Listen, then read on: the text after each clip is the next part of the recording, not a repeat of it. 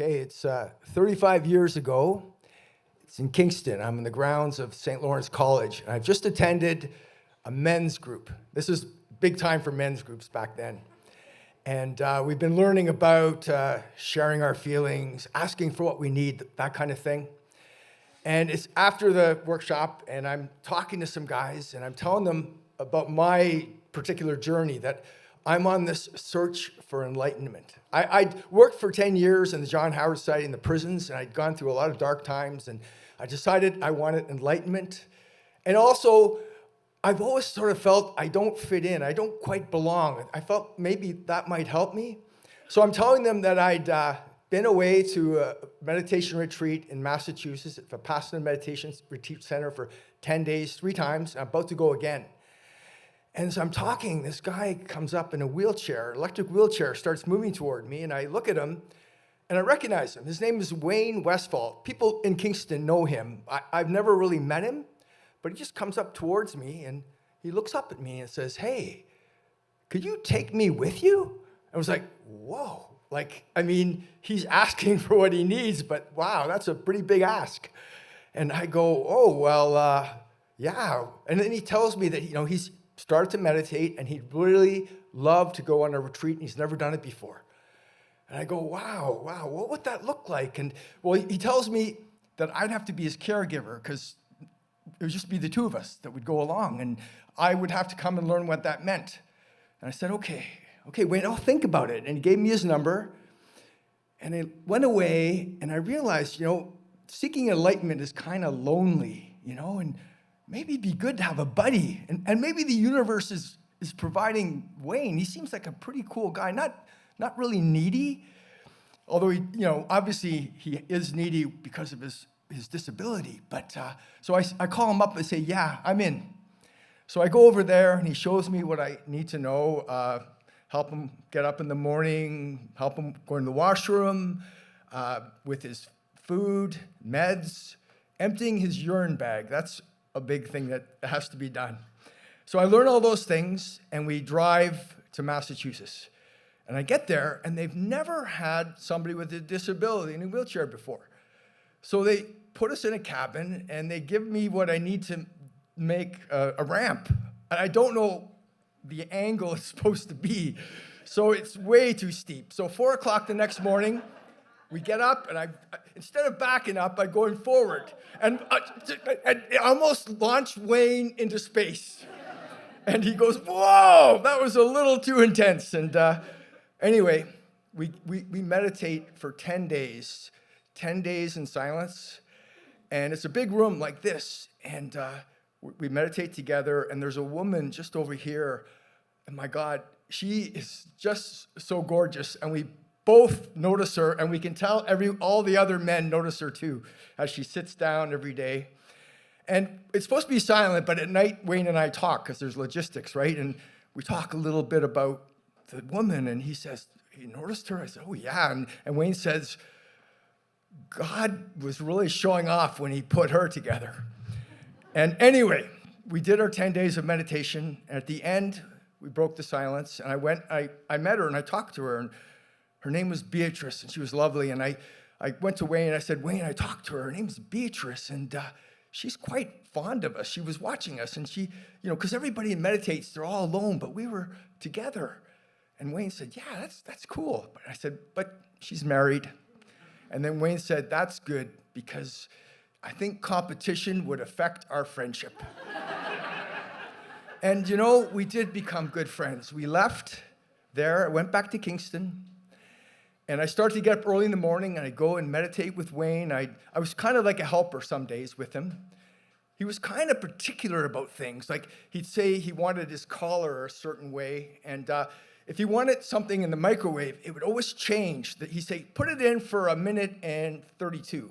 And then the next day would be, put it in for 1:54. And later I learned it was because he didn't want to wear out the dial. And yeah. So we became quite close, and we spent a lot of time together, and there was a real community around Wayne. There was a lot of wonderful people. I'll just tell two of them. There was Derek Rogers, And Derek grew Wayne's weed for pain management, and he made his cookies for him. And him and his wife had him for dinner at least once a week. And then there was Anne Shirelli. And Wayne came from a family, he grew up in Sarnia, a family of 11. And Anne came from a family of 11 too.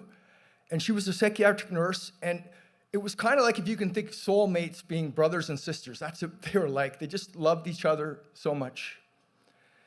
And when I went and spent time with Wayne, he started telling me more about himself.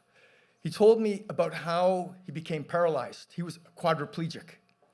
He had been hiking in Alaska, and they scrambled up a mountain, him and a friend, and on the way down, they started racing each other because Wayne had a competitive streak. And he started to stumble, and he slipped, and he started tumbling down the mountain, and he fell over a ledge. And he said, as he fell, he actually was above himself, watching his body tumbling down like a rag doll. And Wayne said to me, my name really should be Westfall, because I went west and I fell. But his name was Westfall. And Wayne, he was kind of like, to me, he was kind of like my Yoda. He was a touchstone. Almost everything I went through at that time in my life, I would talk to Wayne about, and he would listen. He was an amazing listener. All the things I'd had with the relationships or work. And then one day I said to Wayne, I'm thinking of moving from Kingston and going to a community called L'Arche in Richmond Hill. I'd visited there many years before, and I realized I was on a spiritual journey, but that was a journey where I could be with others. And Wayne said, yeah, Tim, I see that in you. I think you need company. You need people around you. And maybe, just maybe, you might meet somebody there, he said. And so I left Kingston and went to L'Arche, and I lived with men with disabilities. And then I met my future wife there, Clara. Got married. Clara's right there. And we had 4 kids, but our first kid, Ezra, I asked Wayne if he would be Ezra's godfather. And Wayne was just, of course. And he was an amazing godfather. 15 years later, we're visiting Wayne, Ezra and I, and we do this about 4 times a year. We go down there and we buy some pizza at the Colonnade. We go to Classic Video and pick up the video like Animal House, Blues Brothers, Risky Business. And we hang out with Wayne, and we eat pizza, drink pop, and watch these movies. But usually before that, we'll go for a walk around Kingston.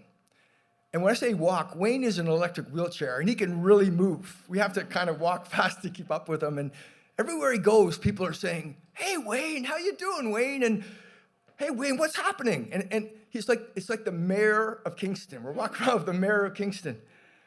Then we go down by the Cataraqui River. It's beautiful there. And Wayne says to us, he says, you see that tree there?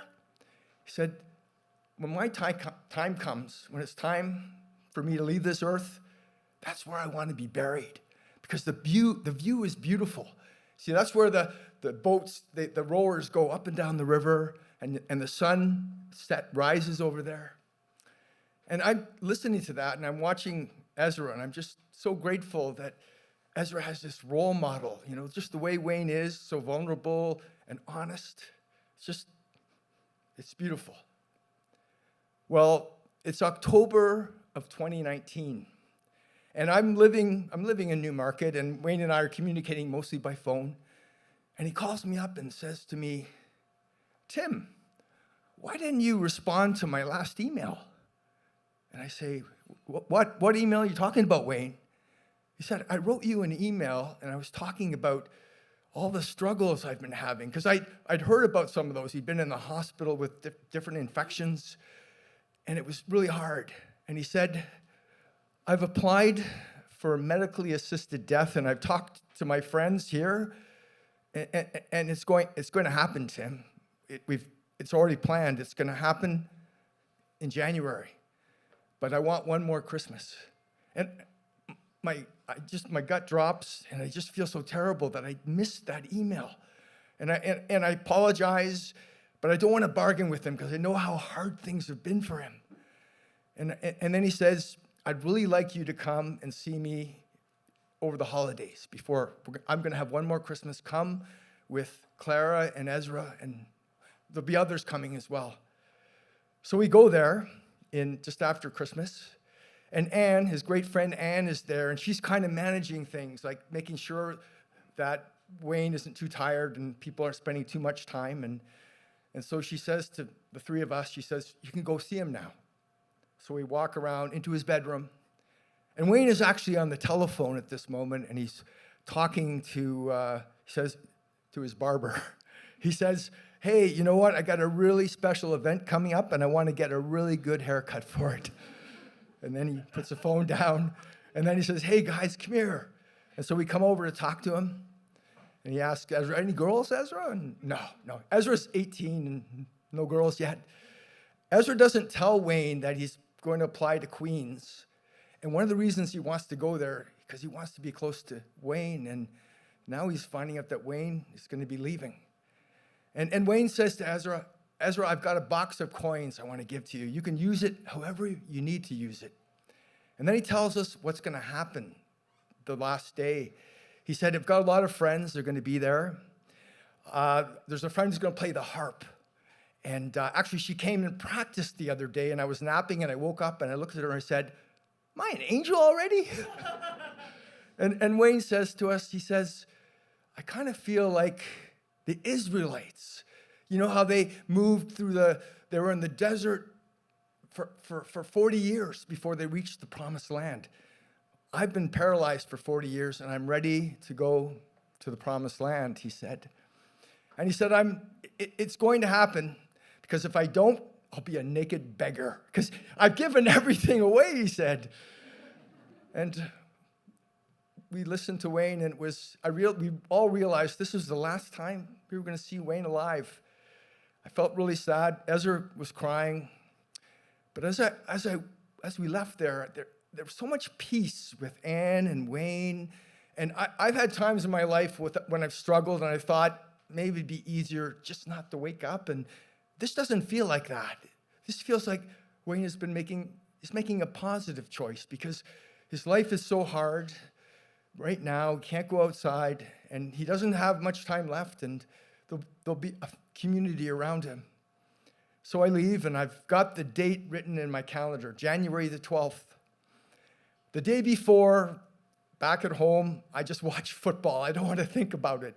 NFL playoffs, I just binge on that. I get up the next morning to drive to Kingston. It's a 3-hour drive. I'm driving at 2 o'clock, and I realize that was the time that Wayne is to die. I'm basically going to a party afterwards. And so I get to Kingston, and I call up my wife, and I say, Clara, I don't know if I want to go there, because what's it going to be like? I'm just going to see his dead body. And then she said, remember what Wayne said? He always said, you got to show up. That's one of the most important things in life. And I said, yeah, you're right. But I was feeling guilty and bad. Wayne had been there for me in so many ways, and I hadn't been there for him. And I wasn't included probably because I hadn't been there in that way. So I come to the door of Wayne's apartment. I can see everybody inside. It's all lit up. It looks like a bit of a party in there. And I have this Wayne kind of thought. I'm thinking, maybe he changed his mind. Maybe he's sitting there in his bed with his big sheepish grin saying, hey, I am a naked beggar, but I'll need your help. And all his friends would come together, and that would be my chance for redemption. It's just this thought going in my head. I open the door, and there's Derek Rogers right there, Wayne's great friend. And he grabs me in this tight hug, holds me tight, and then he steps back and looks into my eyes and said, it was beautiful, Tim. It was beautiful for Wayne, and it was beautiful for all of us. And at that moment, my guilt and my feeling of not belonging, it kind of fades away. And I look around, and I see the community that Wayne has brought together. And Kate over there says to me, hey, does Wayne know you're here? And I kind of laugh. And then Jeff says, everybody here loved Wayne, and we've all been changed by knowing him. Me, I felt like it was a privilege just to empty his urine bag on the street. And then some others tell me how it had been that afternoon, just before. They said they played the harp and some music, and then somebody had said to Wayne, our lives are going to change so much when you're gone. And then Wayne says, my life's going to change a lot too. And then someone said, it's almost 2:00. Are you ready? And Wayne says, I yearn for the urn. And the doctor gives the medicine, and Wayne passes. And so there I am in that room with everybody. I come around the corner to his bed, and there's Wayne lying on the bed, looking beautiful with his new haircut. And a friend has made a shroud for him with pockets in it, and there's flowers to the side, and paper and pencil. And I touch Wayne's hand, and I tell him I love him. I put a flower on him, and I write a note for myself. I say, I'll love you forever, Wayne, quoting Robert Munch. And I put it in the pouch, and then I write a note for my son, Ezra. Wayne, thank you for being my godfather. I love you, Ezra. And I put that in the pouch. And as I stand there looking at him, I remember what he told me about when he fell off that mountain in Alaska, that he had watched his body tumbling down. And I couldn't help but feel that Wayne was there above me. He had told Ezra and I that he would always be there for us. And at that moment, all I felt was gratitude and a sense of belonging in this beautiful community and peace.